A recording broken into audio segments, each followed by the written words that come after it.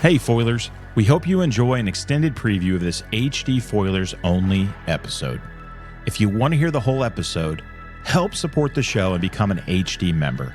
Just head over to our website, thetfhc.com, and click on members to see what membership plans we have available. Your financial support means the world to us and helps us keep the show up and running, pay our bills, and provide you the best content possible. Most of all, your financial support helps us reach the lost for God. As always, thanks so much for all the love and support. And now, on to the preview.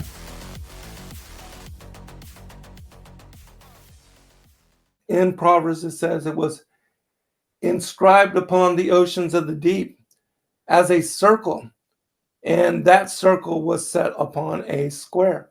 It tells us, the scriptures tell us, that the earth has four corners.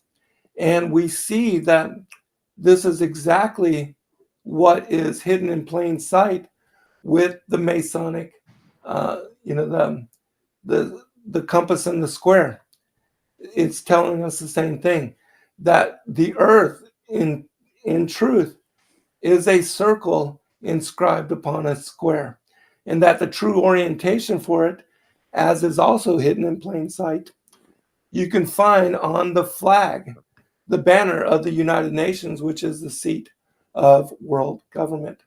It shows us how the continents are truly situated, and that this map, which is called an azimuthal equidistant projection map, that really is the way that the earth is situated, that it circles around what is described in Isaiah 14 as the Mount of the Congregation.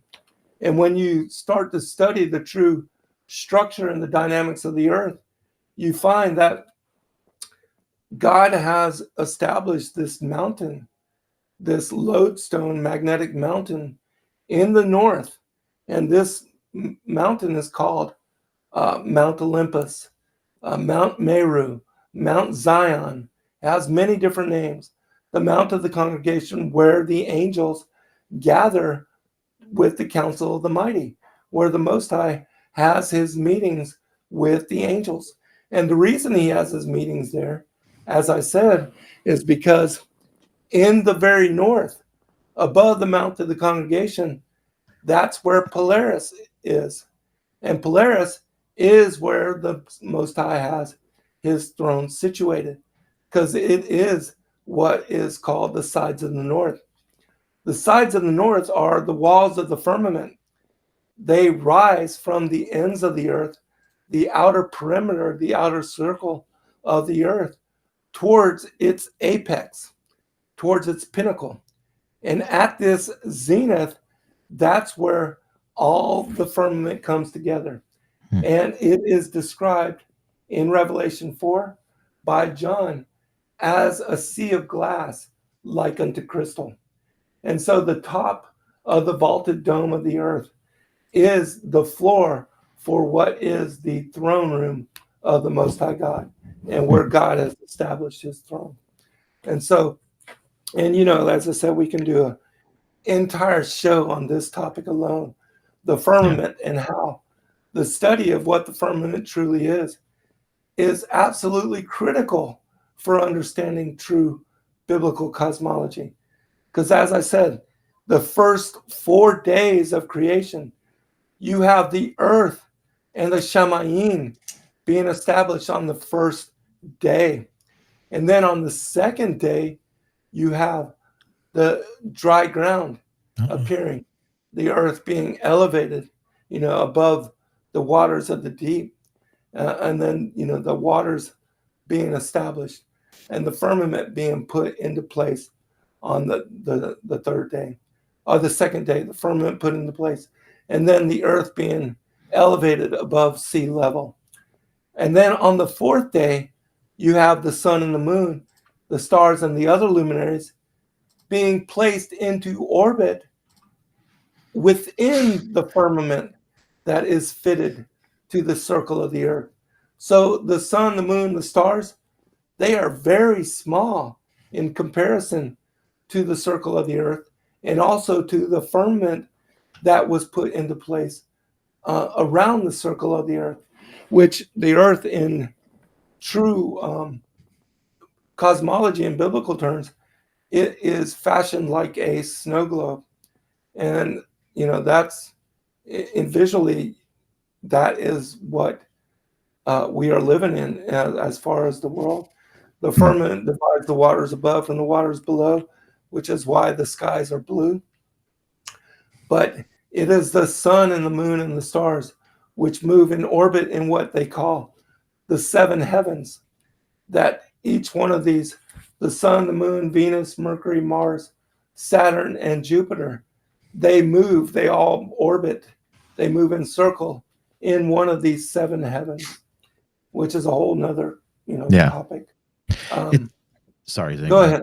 No. It's just interesting to me because what I'm finding through this discussion, I've heard a couple different things that it's almost as important to advocate for you guys, even if maybe the agreement isn't there and more study needs to be done. But there's a lot of misconception and a lot of, whatever the term would be, bad understanding of what flat Earth actually believes or what the truth is. Because one of the things that I was under the impression of is, well, you guys believe the sun and the moon are flat. And we found out that's not true. And then another one of the myths, maybe that's the best way to put it. One of the other myths is these planets don't exist. Yeah. And that's not what I'm hearing either. So those aren't true. Yeah. So, and which is actually key because we know that because a lot of the Saturn worship, you can't worship something that doesn't exist. Right. So, it gets into a lot of different things and a lot of stuff. So there's been some good understanding from my aspect in my own ignorance today of seeing that there's a lot of bad information on the counter side to flat Earth and a lot of myths there that are not correct.